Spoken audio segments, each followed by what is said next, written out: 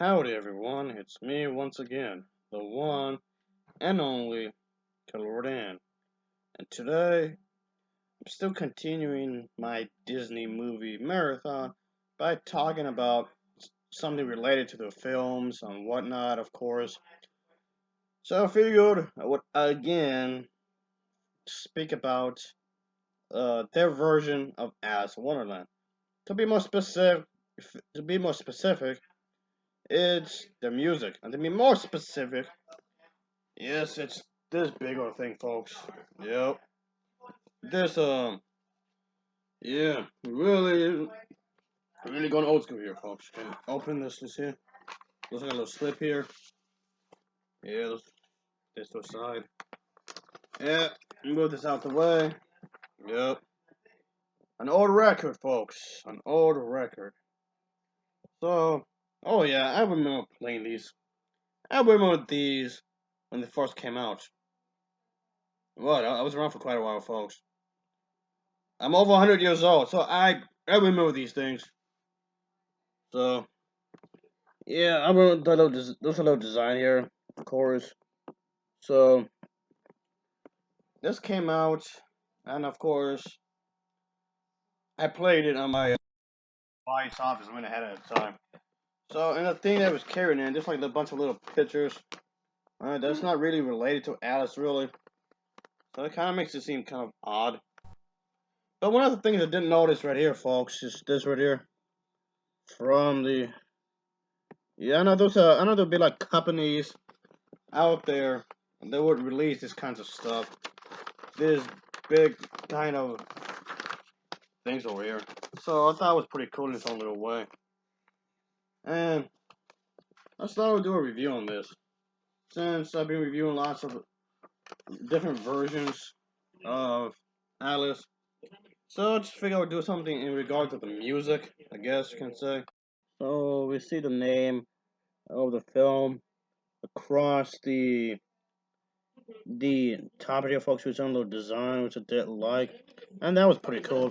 There's also this little design logo on the front, which I thought was pretty cool because it does look fairly nice on the overall cover.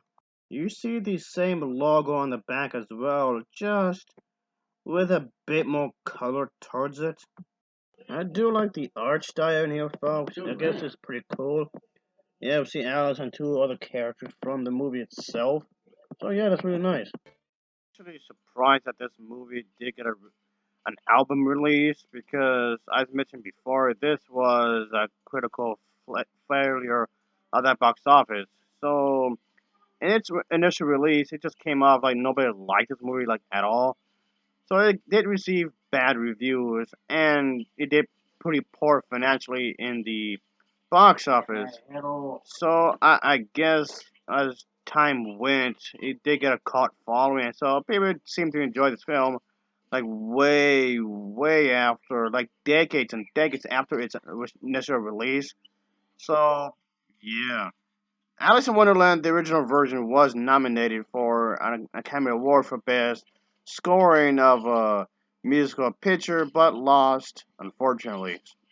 So yeah, that seems to be unfortunate. And he has some of the best animation for an old film, so that's definitely something. But then again, Disney is always known for its animation, so that's something, I guess. So, whatever. Oh yeah, and there's like little flowers on the bottom here. So I guess they're trying to give the cover here a little pizzazz, a little personality, I guess.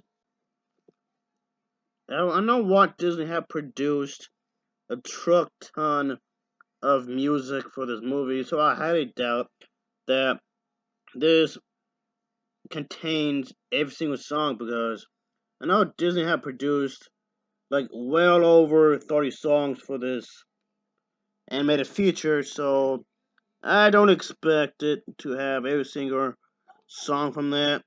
So, but anyway, I like this. The fact that it's more of like a collector's item, and it gives some screenshots from the movie itself, which is actually pretty cool. And that's definitely a plus in my book. On one side, it does contain the songs, and the people who did something about it. And of course, on the second side, you saw all the other singers who did music as well. I'm guessing, yeah, something is better than nothing, I suppose. I do like the color on the side as well, folks. So the coloring is pretty okay, I guess. I do kind of wish they could have done more with it.